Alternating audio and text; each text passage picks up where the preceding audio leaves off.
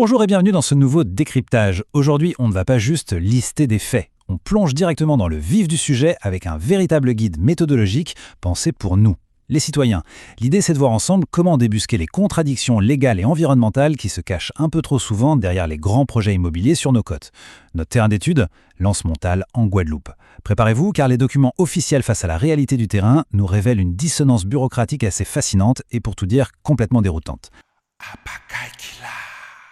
On va procéder étape par étape. On commencera par observer ce littoral sous menace, puis on décortiquera les 3 niveaux de protection théorique du site. Ensuite, on parlera des permis de construire et de leurs contradictions, avant d'aborder l'oubli organisé du patrimoine local. Enfin, on analysera le grand paradoxe de la mairie pour conclure sur les moyens concrets de protéger notre bien commun. Rentrons tout de suite dans notre première partie. Un littoral sous menace, une côte littéralement en péril. Pour bien saisir ce qui se joue ici, il faut se projeter sur place.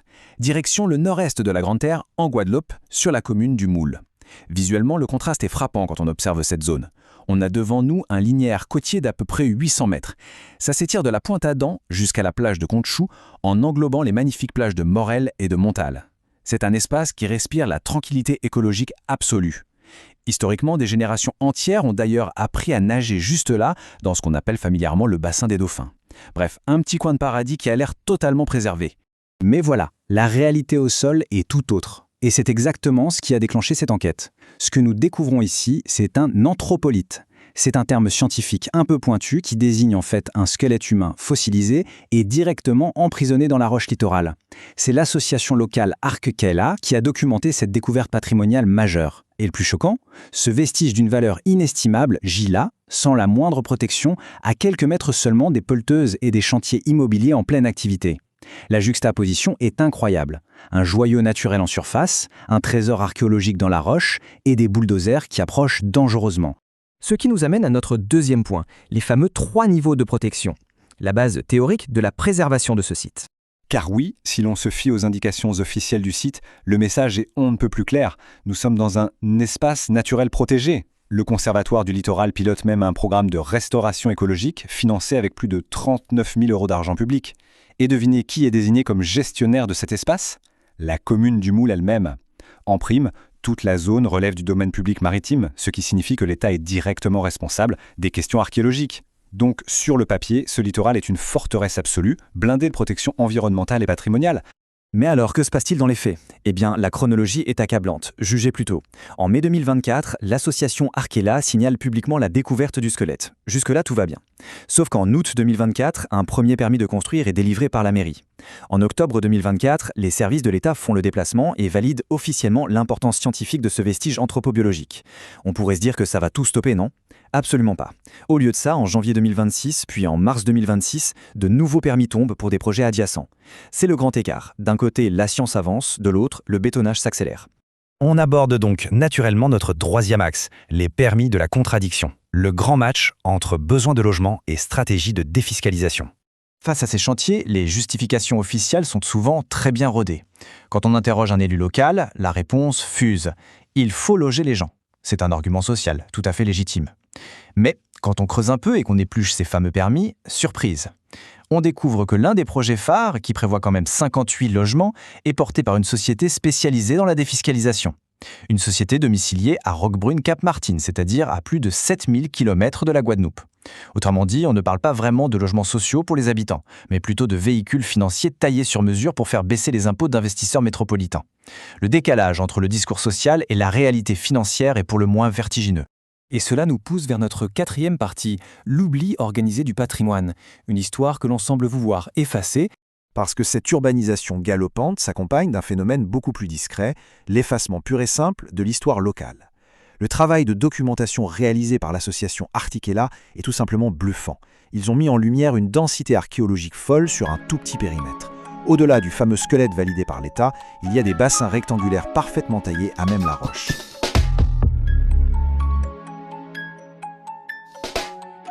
Il y a d'étranges traces striées parallèles témoignent d'une intense activité humaine passée.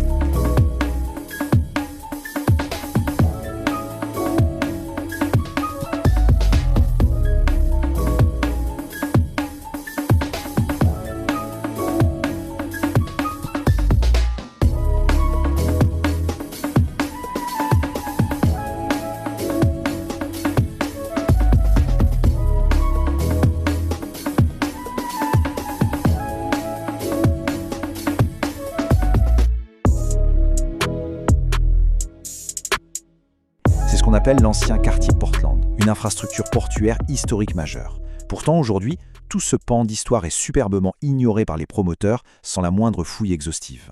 Pour couronner le tout, le contraste atteint des sommets quand on regarde l'agenda scientifique. Tenez-vous bien, le 10 mars 2026, une conférence de très haut niveau s'est tenue aux archives départementales de la Guadeloupe, avec des experts et même un conservateur général du patrimoine, pour discuter de la valeur inestimable de ces fameux anthropolytites. C'est génial, non? Sauf qu'au même moment, à quelques kilomètres à peine de cette salle de conférence feutrée, les vestiges physiques dont il parle sont laissés à l'abandon sur la plage, menacés par l'érosion et les roues des camions de chantier. C'est une situation presque absurde. Ce qui nous mène droit à notre 5e point, le paradoxe de la mairie, ou comment un système de rôles superposés peut tout bloquer. Comment un tel aveuglement institutionnel est-il possible? Eh bien, il faut regarder du côté de la gouvernance locale. C'est là qu'on trouve ce qu'on pourrait appeler une anomalie structurelle. Une seule entité, la mairie, porte plusieurs casquettes qui s'opposent totalement.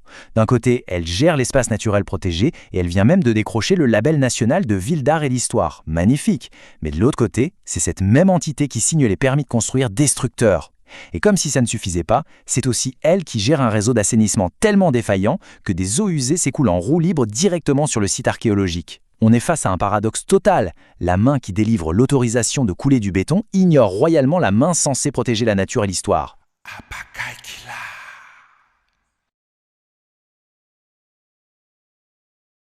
Et le résultat de cette dissonance bureaucratique tient en un seul chiffre, assez glaçant. 70. C'est le nombre de logements dont la construction a été autorisée en l'espace de quelques mois, en plein cœur ou en bordure immédiate de cette zone littorale qui, rappelez-vous, est censée être surprotégée. C'est énorme. Alors on passe à notre dernière partie, et sans doute la plus importante, protéger notre bien commun et surtout remplir la boîte à outils du citoyen. Parce que le but de ce décryptage, c'est de nous donner des armes légales, de transformer ce cas d'école en levier d'action. Le premier outil, et il est ultra puissant, se trouve dans le Code du patrimoine. Ça s'appelle l'archéologie préventive.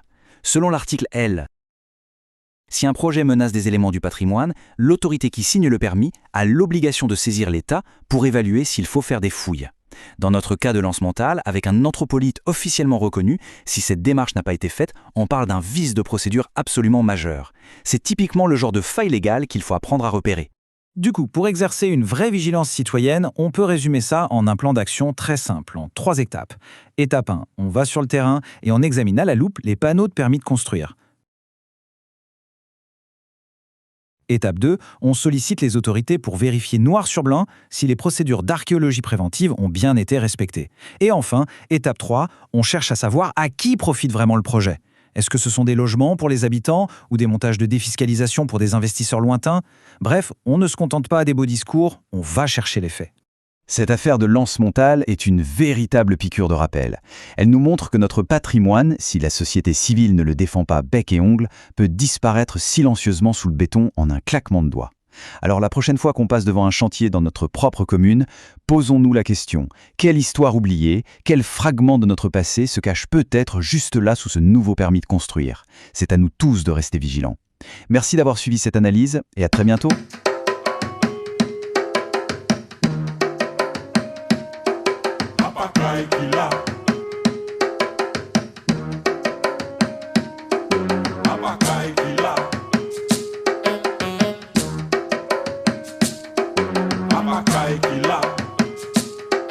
C'est béton, béton, béton.